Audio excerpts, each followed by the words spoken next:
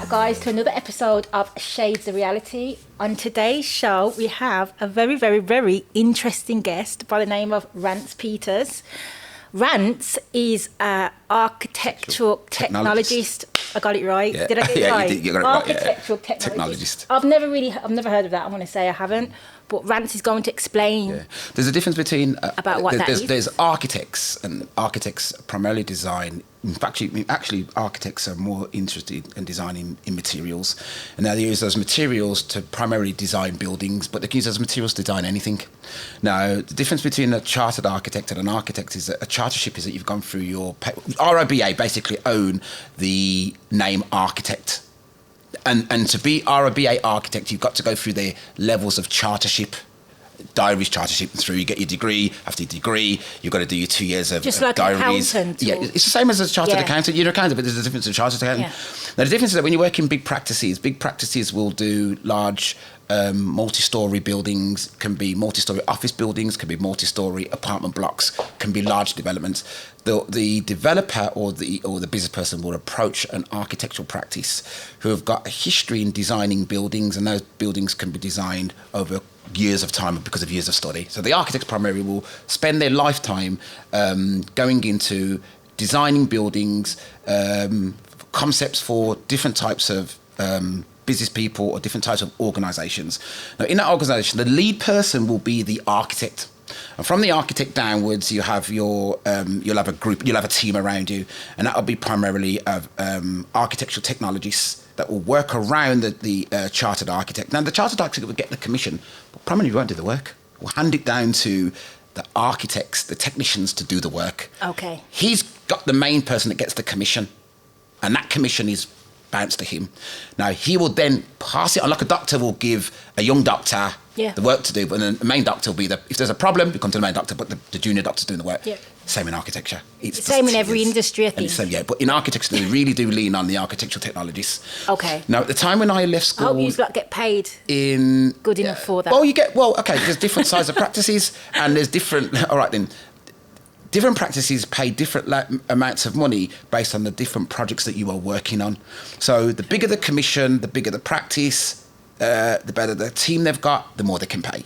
And they'll commission the architect, will probably get a percentage of the building, and then they'll be commissioned to run that building from A to F, which is a procedure of you get a brief, you do a feasibility, you do the designs, you do the concepts, you apply for the planning permission, you submit it, you get the planning permission, and then you start the real work, which is the building work on the ground.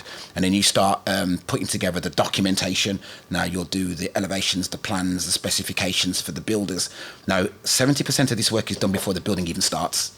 By the time the building starts, the public will see the building starting on site. The work and the drawings have already been completed before you can get to that. But the general public won't see any of that. It's hidden behind closed doors. Would that be years of planning and years? Years. Yeah. We can be on projects. Okay, Snow Hill, which probably will be in, I think, 2014, 15. We worked on Snow Hill in 1999. And that was done in 2014, 15. Where you've worked on Snow Hill, TSB building, Lloyds Bank, TSB headquarters. Yeah. Brilliant. I in fact, This is Birmingham, guys. We'll get on to London after. Yeah, but primarily, I moved from Birmingham in 1999 to London. I left school in 1988, and straight out the gate worked for a company called John Barnes Associates in Cornwall Row, Calthorpe Estates. We were designing shopping centres. And the reason I got that job because I could draw 2-3 years before I left school, and they needed skilled technicians that could come in and start drawing. But my level of drawing was probably a skilled architect of 10 years experience, because I was drawing from the age of 10, 11, 12, 13. So by the time I left school at 16, I was good as probably most architects that had been working for 10 years. So I got a job straight away. I got a job 2-3 months before I left school. With a company called John Barnes Associates, and we were designing shopping centres in Manchester, Sheffield, Leeds. Before I even left school, I got the job, and then after that, a couple of months there, about a year, I worked with another architectural practice called St Paul's Design, and then we started doing things with Whitbread Steakhouses. We did stuff in fact, they literally owned Blackpool, so we did stuff in Blackpool. We did bowling alleys. We did banks, we did offices. So you're actually designing these? I had amazing amazing people that believed in me, amazing people that gave me a chance to work in architectural practices from the age of 16, and going there with the talent I had as an architect, be able to hold my own with senior guys and be able to draw with them, because I love drawing, and anything I could draw, I was in. So basically, you had an environment which nurtured your skills and your passions from a young age. From the age of about 10. Which is very important. Yeah, and I was drawing from 10 because I thought, okay, I wanted to be a footballer, but I wasn't good enough.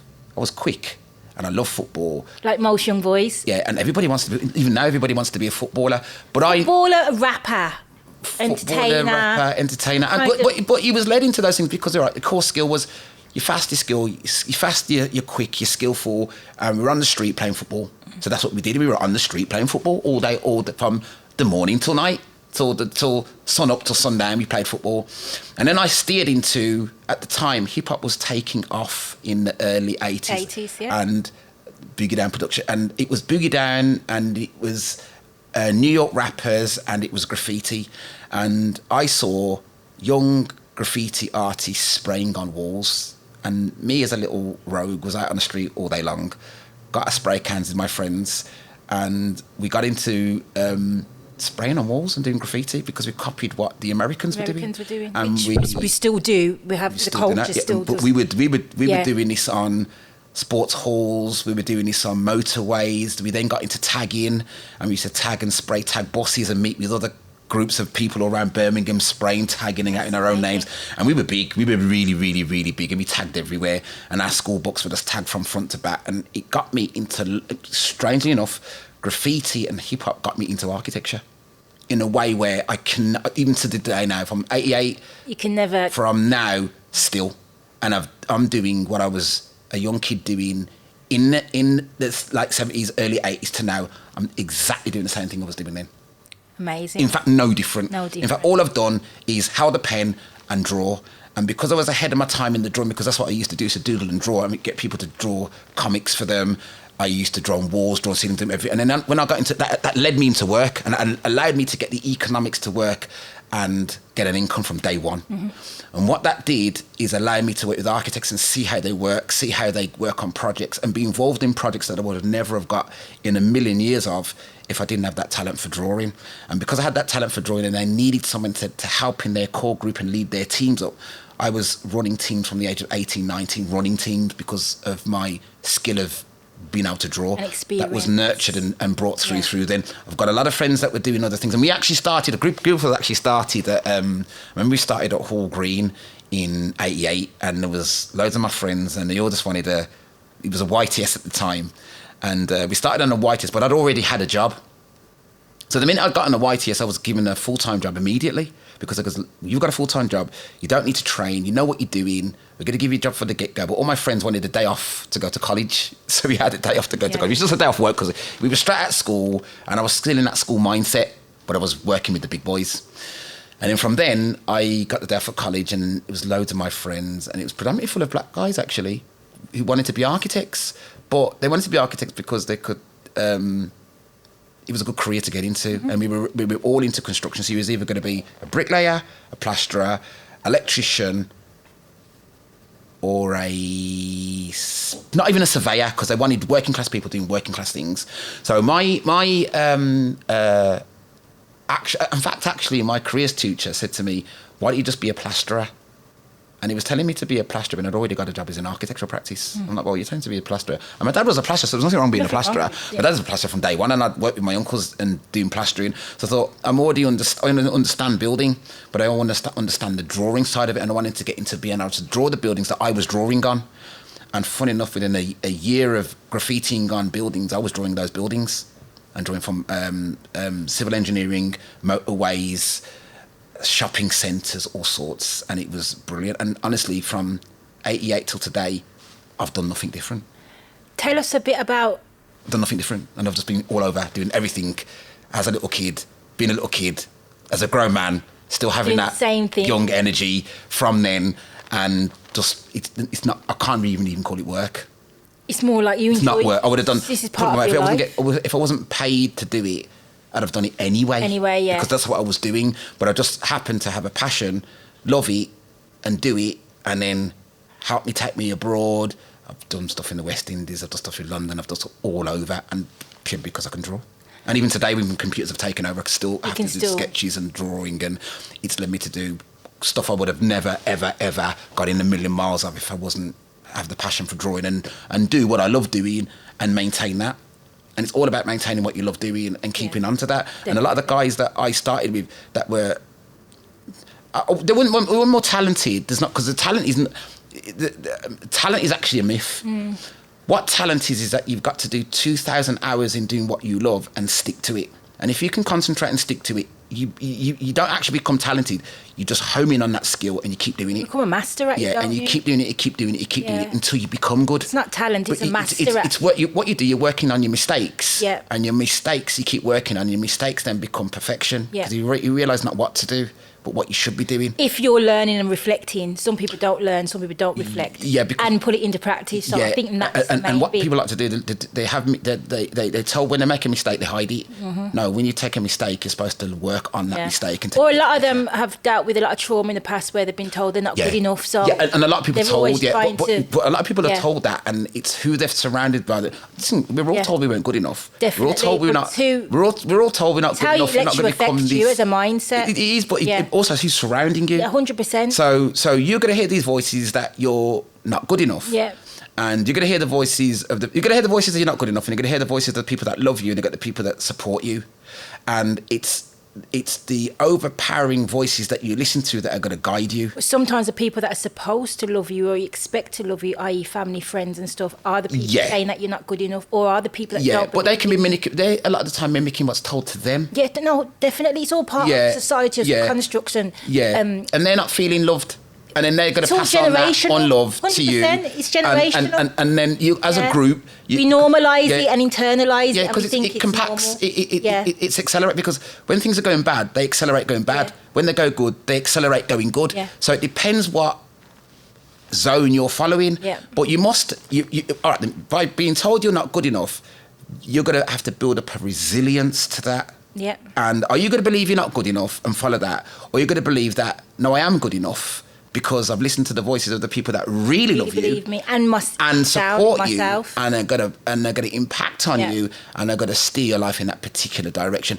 I've been lucky enough to have those people surround me. I've got people that I've known since 4 or 5, collaborating with me and working with me, working for me, volunteering as well. Yeah, and you need showcase you need that community of people around you that are going to support you, new and old. Yeah, and I think that it's very important. I want to go on to one of your biggest projects in Birmingham, not in general in Birmingham, which is, in my perspective, my opinion, Brindley Place, because Brindley Place was a masterstroke. It is a tourist attraction in the UK. It really is. Yeah. Tell us a bit about that. All right, then, let me say how Brindley Place is. Brindley Place and Broad he helped Street. Design Brindley Place. Brindley Place and Broad Street. When I started, when I left school in 1988, and I worked for John Barnes Associates in 1988 to 1999. By 1990, I was working for a company called St Paul's Design. And we were based in Morville Street, which is in the heart of Ladywood. Yep. And at that time, the place was where a dive. I was born, in the 80s. The place was a dive. Ladywood was a dive. Yes. Is it still a dive? I don't really come into Birmingham if I don't have to. It's been regenerated. It looks nice when I've drove past or when I've gone on the tram. It looks. I am impressed by the way they've done Birmingham coming in through Broad Street. But it was like that in the. We had trams before the buses. Yeah, well, the trams back that to the 1700s, 1800s, 1900s, and then they basically just fell to the wayside. They've brought them back because if you go into the library, in Central Library, and you look at the historical trams in Colmore Row specifically, in fact, Lloyd's headquarters in Colmore Row, is Colmore Row number 1, which I worked on in London for Siddle Gibson Partnership, which is ironic because I had to go to London to end up to work on major projects in the city centre of Birmingham, which was mad because we couldn't work on anything in the city centre of Birmingham in architectural practices in the middle because they just weren't deemed big enough, they just weren't deemed educated enough. Considering we were like one of the main industrial, part of the Industrial Revolution as well as Manchester. They wouldn't trust designers in Birmingham to work on things in Birmingham, which is crazy. Yeah. And going to London, then realised that, well, we want you to, because I was studying and working on high-rise construction, high-rise architecture, and that's through having an interest in tower blocks. Tower blocks, when I was smaller, spraying on the walls. Yeah. And that got Going me back into to them graffiti days. That got me into high-rise construction. Okay. So the only reason I got on high-rise construction because I was spraying on those buildings. We were having parties in those buildings. We were kicking the walls down and breaking the lifts. That got me to understand the mechanics of these buildings and how they work. I worked on high-rise constructions. I work on these lifts. I work in construction. I work in deconstructionism. I've worked on Mozzie buildings, and that was from my upbringing. So my upbringing of graffiti and running around in these tower blocks and having parties in these tower blocks schooled me into the organisation, the understanding and mechanics of these buildings, then being able to be an expert and working on them. It gave me that innate knowledge. So I think that a lot of people in the Midlands that are highly, highly, highly talented, there's no question that we're talented in music, running, we're talented in building, we're talented in art, we're talented in all these things. But if these things are not realised, because push me, pull you, it's the environment. Someone's got to see that you're talented at that, and then people are going to want to give you a chance and see that you want to give yourself a chance. And I think a lot of people that help me, that still help me today. I've got a lot of people around me helping in all walks of different areas of life. Are these people been there since the Brindley Place? Since day one. Since you're talking. Did you enjoy working on Brindley Place? Brindley Place was phenomenal. Yeah. Brindley Place was phenomenal. Brindley Place number 7, Brindley Place number 8, Brindley Place number 6. Working on the models, working on. One of the biggest buildings we worked on was the Royal Bank of Scotland building, and that was the biggest building in Brindley Place at the time. And then we used to work on. Crazy enough, modelling. We used to do architectural modelling.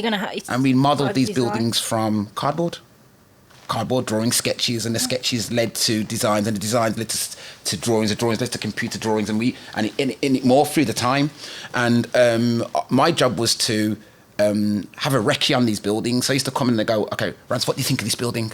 And I was into people like Tado Ando, who were deconstructionist architects, but Japanese, that worked on deconstructionist. Birmingham was built on deconstructionism in the high-rise tower buildings that were built in the 50s and 60s and the 70s.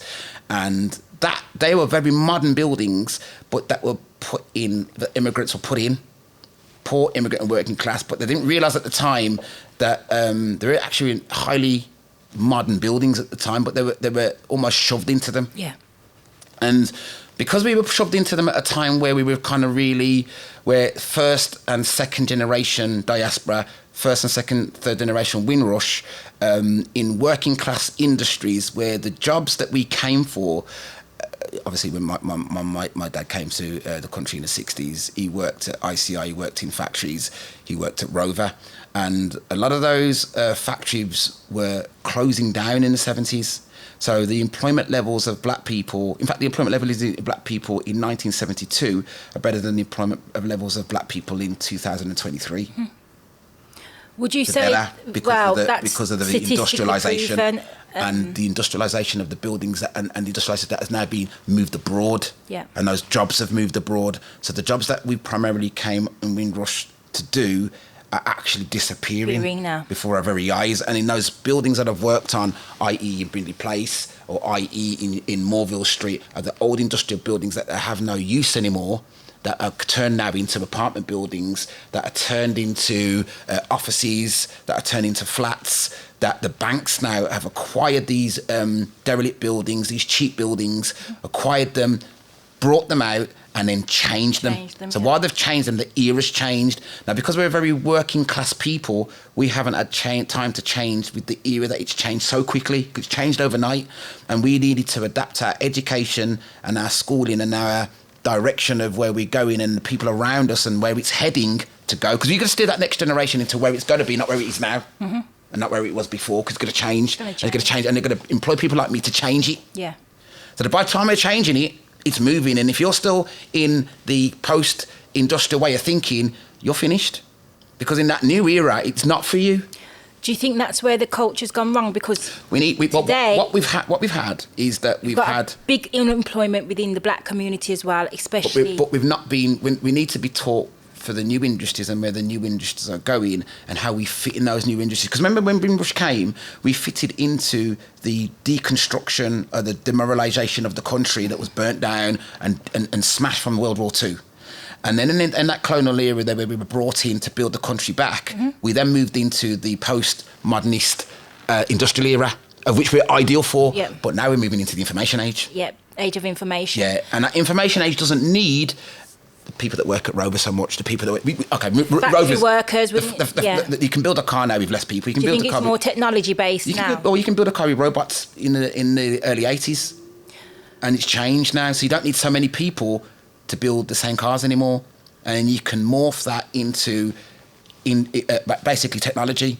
So it's less people. So where do we go now from there? We've got to change the education at school. Yeah. And then from a young lad at school, by 14, I was always already getting ready to go into architecture where they needed people like me to draw. They needed them, and there weren't enough of them. What do you think is going wrong with the education system today and the culture? Well, the education system is archaic.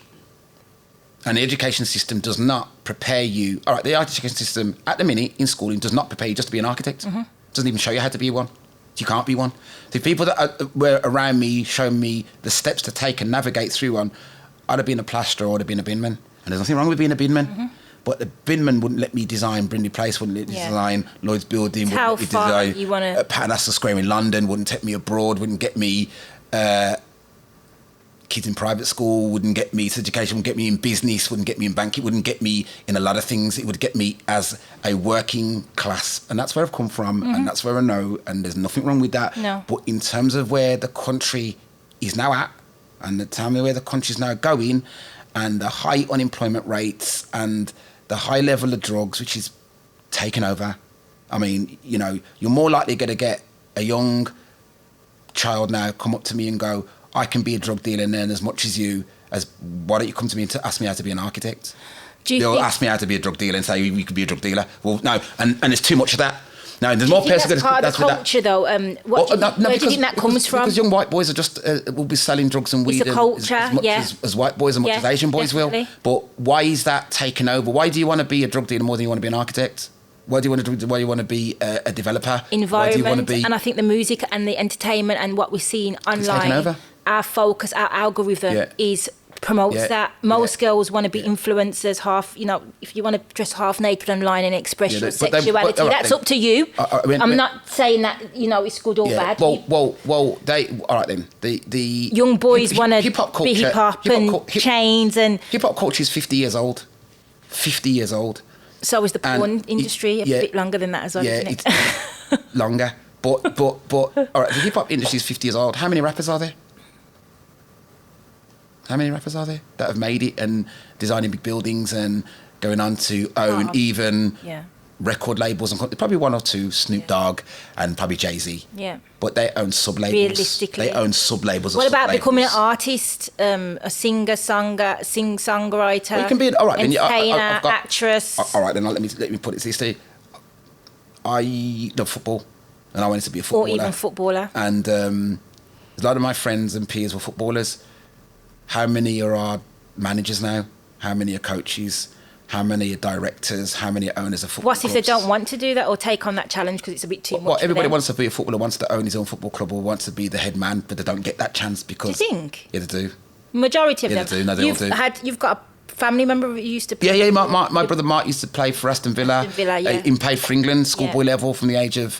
so you're quite familiar with the football? I'm very much into football. I've got friends that play for professional football. Paul Devlin played for Birmingham City. So I've got a lot of friends. Would you like your son to be a footballer? No way. I don't even let him play football. Okay, interesting. Yeah, because I wouldn't want him to be a footballer. If you said to me, I want to invest in a football club or want to be a director or want to own a football club, then we can have a conversation. So the business mindset, but you're in terms talking of about being the a business. footballer and running around with shorts on that you're going to retire at the age of 30 and you've got more life being retired than you're out playing, if you make it.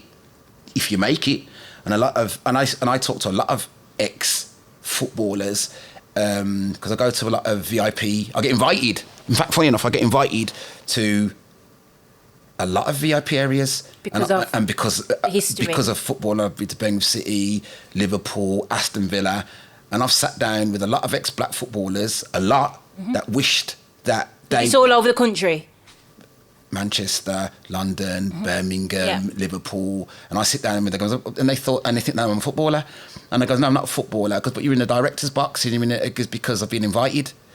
They want to know how we're going to design this building. There's a business opportunity in football, and I've been invited to look at it from many different levels, because they usually need an architect or need a developer, and they're looking at certain things, and they always invite me along.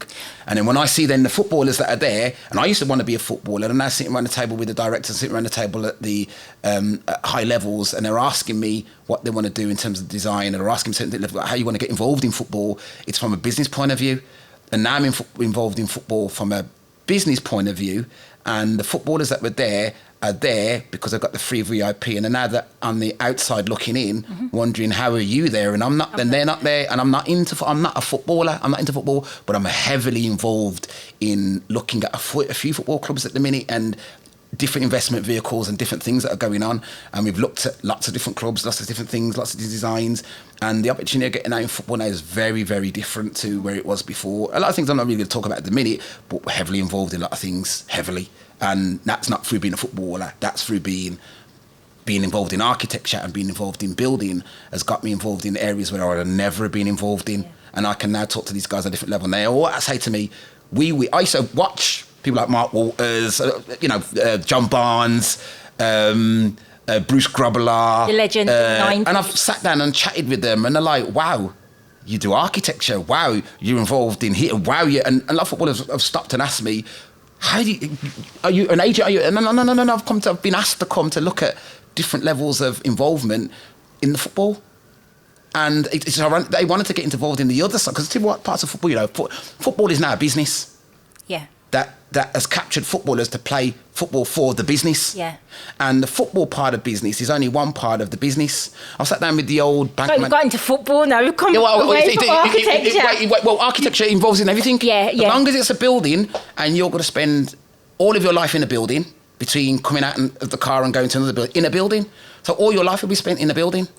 So buildings are important. Buildings are important. Yeah. So building was. Wouldn't be here doing this now. You're in a building now. You're going to go to another building. So when you go to building, you need to be involved in the people that are in building and the experts around building to be involved in building, and the people they're going to go, because if before a building even gets off the ground, they're calling somebody like myself to have a look at the building before it even gets off the ground. So my involvement with building could be from a funding point of view, a construction point of view, a consultancy point of view, a drawing point of view, an investment point of view, a contracting point of view, a building point of view. But a building point of view, because I've been involved in building since 1988, and this is a lot of years. So they're going to ask me way before anybody gets near that building. But by it's an idea, they're calling me. Growing up in Birmingham as a young black boy, I'm from Birmingham, growing up as a young black girl. As you know, the Midlands has got the biggest Caribbean community within the UK. Yeah. I don't know if it still has, but it is. I've been told of that, yeah. It's one of the biggest, or if not the biggest. The UK now, up until 2017, has, within the black Afro-Caribbean community, 63% of lone parents, which has a big impact on how we're raised, poverty, gang culture, crime, and social behaviour. It's got worse from when you were born. Yeah, massively. And growing up. Yeah, we started off where people were. Do you think that has a lot to do with the unemployment rate within black within the black community? The making it harder for us to access certain things, such as resources and education, because of our disadvantages. A lot of it's political, and the era, the politics. The information and a lot of the policies impact on us from a architecture point of view. I've done a lot of work in London, in Hackney, Brixton, Camberwell, all over London. Yeah. And I specifically has to go down there to look at areas of large black Afro-Caribbean areas, to look at the poor housing of black and Afro-Caribbean people, and how that can be solved by improving the density, improving the accommodation, improving the conditions. And a lot of things I've seen have been horrific. The conditions that I've seen, immigrants, black, people living in the Midlands, living in London, is beyond third world. How do we get there, and how do we get out? As a successful man from Birmingham. It's easy getting in. The hardest thing is getting out. Yeah. It's getting out of it's harder than getting in. It's easy to get in because you're introduced to that. You're getting out is even harder because once you're in poor housing, poor health, poor education, poor schooling, a lot of racism, a lot of poverty. The racism and the poverty kind of go hand in hand. Yeah. And you've got to steer out of that.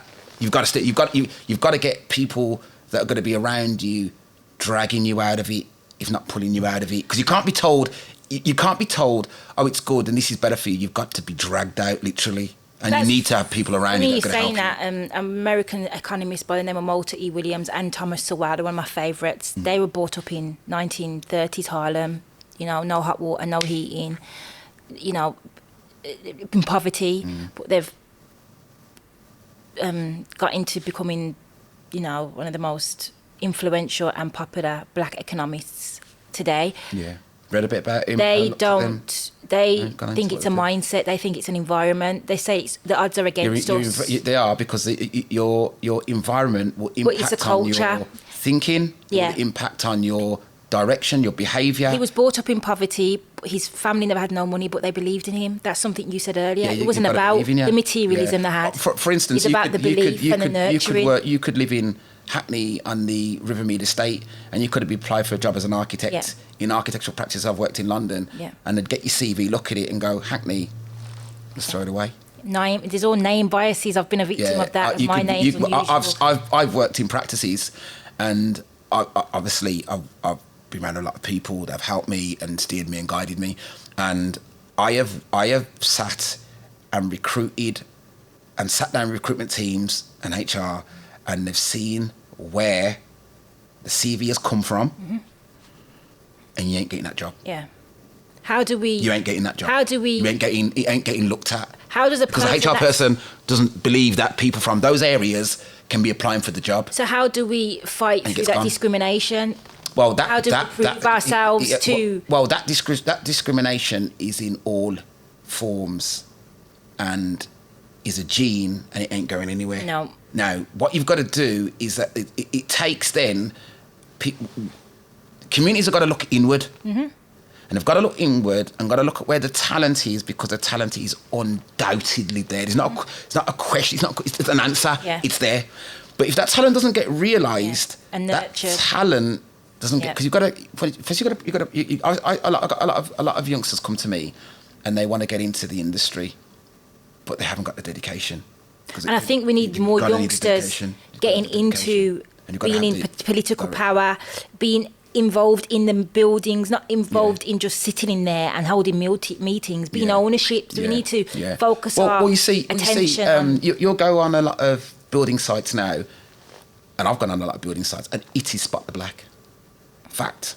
Which I don't think is a good thing, because if we go into an entertainment business, DJs, modelling, anything to do with entertaining others, we're the most creative, we're the first ones to be there when it comes to entertainment. I've gone on. When it comes to building and it's about the black. Teaching and nursing, and Africans dominate nursing. It was Caribbean back then, but I think as I work in healthcare, as a healthcare professional, I believe it's more Africans now dominating than other immigrants. I think that there's not enough of us in political positions to make a difference. A lot of the Africans are invited over here because the pay build our own communities. A lot of the Africans are invited over here because the pay is better here than it is in Africa. Yeah, definitely. So it's a kind of migrating from Africa to here. It's a culture. It's not a black thing. But it's a culture. The same way black nurses were brought over here to do nursing. My nan was a nurse on my dad's side. And my mum's a nurse, and a lot of my friends are nurses, and there's nothing wrong with that. But what we got to understand and realise is that if we want greater power, we've got to shift our mindset to greater power. And we also got to look inward. And I think we need to, a lot of the black community need to spot the talent. Yeah.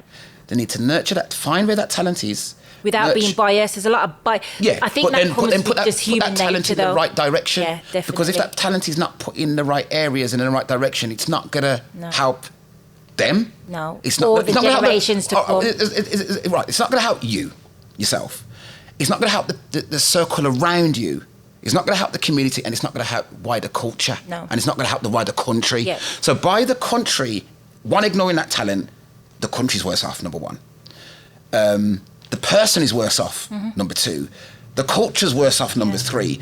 And the environment is worse off, number 4. We need talent that builds on our communities. It's reciprocal. So when I've gone on building sites and it is Spot the Black, which is not. I feel sad because it's very sad. It's got worse. I've worked on building sites. You go into law firm. You go into a court of law. It's a white woman judging you. You go into certain positions like social work. You know, you see a lot of certain managers as black, but you know the head, the commissioner. Same with the NHS. There's not enough. What I find a lot of as well is that black British. It's easier for a young black boy to go into music because he sees other black people in music. Yeah. And swinging their chains, talking about how low women are. Yeah. Because that's dressed in half naked. But that's why that relates to our broken homes. But that's another conversation. Yeah, but that's why I got into. I did boxing, I did football, and I got into those things that they would normally put you in because they think, oh, you're black, you're good at that, don't you do it? Yeah. But I was good at architecture. But no one's going to go, you're good at architecture. You're black. They're going, no, you're good at run. They're good at boxing. And that's the same thing happened with me. But I had to then consciously steer away from that. I had to make your own decision. I had to give my own head a wobble and go, I know that's what you're good at, but you're better at this. So look at what you're good at and put the blinkers on and continue to do that. And it's helped me till today. It really has. And I can only thank one God, 2 the people around me, and 3 the people that kind of pulled me up and dragged me up and helped me. And now I'm working with the people, and because I've got that core group of people around me, people go, how do you get into architecture? Because the people around me, because they're great. Environment happens, and I've got a golden thread throughout all my interviews. It's an environmental factor more than a genetic factor. And how can you also help? Because rather than knock somebody down and tell them what they're not good at, you tell them what they're good at and what they can achieve and what they can do, and rather than say you're not going to do this, you're not going to do that, because that you're going to just it's only going to compound what you're probably already hearing and compound what I actually hear. We had a building site. In fact, we had a building site. We were building this restaurant, and we got 3 of my friends' sons to come and work on the building site. And when we did, the youngsters, one of the school teachers was walking past and thought, how are you working here? Like, we didn't think you'd do anything. And how are you doing this? And it was like, well, he's working for me. He's working for my firm. We're doing the construction. And he's working on this firm. And the teacher was astonished. They've gone, well, we found a need for him, a use for him, something he likes doing, and something he can work at in a core group of people that are supportive around him and that can help. And it's all about encouraging. Supporting. And is that a stance from a father? Because you're a father, an architect. You got to encourage. Profession. It's just overall, everything. You've got to encourage and nurture. I've got a daughter that runs for Birchwood Harriers. She's just starting university. She's a complete go-getter and an absolute star. So she wants to be a runner. And she's a runner already, and she wants to actually be, I think, a doctor or a barrister or a lawyer in international. She wants to work for the United Nations. And all I do is encourage. What would your message, because we have to wrap it up now, guys. It was a very interesting conversation. We haven't even touched on anything, but we touched on a few things. We touched on bits. Next time. What I would... Sorry, you were saying? No, just what would be your message for the youngsters of today, as a family man as well, parents of today? I would say to encourage their children. I've got especially from Birmingham, because as you know, it's low economic. It's hard here. It's hard. With my son, who's 12, and my daughter, who's just turned 19. I don't know where the 19 years are gone. You got to encourage. You got to love them, encourage them, and make them know that 100,000% you got their back no matter what. To allow them to steer away from the noise, steer away from the BS. They don't have to worry about trying to be black, trying to be ghetto, forget that. Yeah. Forget that. You don't have to prove you get to nobody. You don't try to be like no. It's a social construct. It is a con. It's a construct. What you got to stereotype. You don't want it. And as I say, cancel out the noise. I'm a woman before I'm black. Black women should be this way. Yeah. Black women don't need to be anyway. They just need to be who they are. My daughter as an individual. Phenomenal at swimming. Yeah. Most people go, black people swim like you. That's what someone said. I'm sure it was you go swimming, your hair. Yeah. No, when I said, you asked me a question, I said, my daughter is a phenomenal swimmer. Yeah. And we taught her swimming deliberately from the age of 3 to be able to swim. I said to her, if you don't learn to swim, you're not going to Jamaica on holiday. She learned to swim within the weeks because she wanted to go to Jamaica on holiday. And then when that helped her, because we were in Jamaica one time and we came off the boat and it was in the sea, and she was like, "Yeah, Dad, let's swim for the sea. We swim for the beach." Encourage. You've got to encourage, because once they've got that in their DNA and they've got that belief and that love behind them, they can conquer and do anything, because they haven't got that negative stereotype that's trying to bring them down, because it will try and bring them down. You just don't listen to that noise. I'm gonna have to wrap it up. Yeah, sorry, because I've just gone over time and we've done no 1% problem. of the 99. But that's good. There's another time. Speak on more the future projects.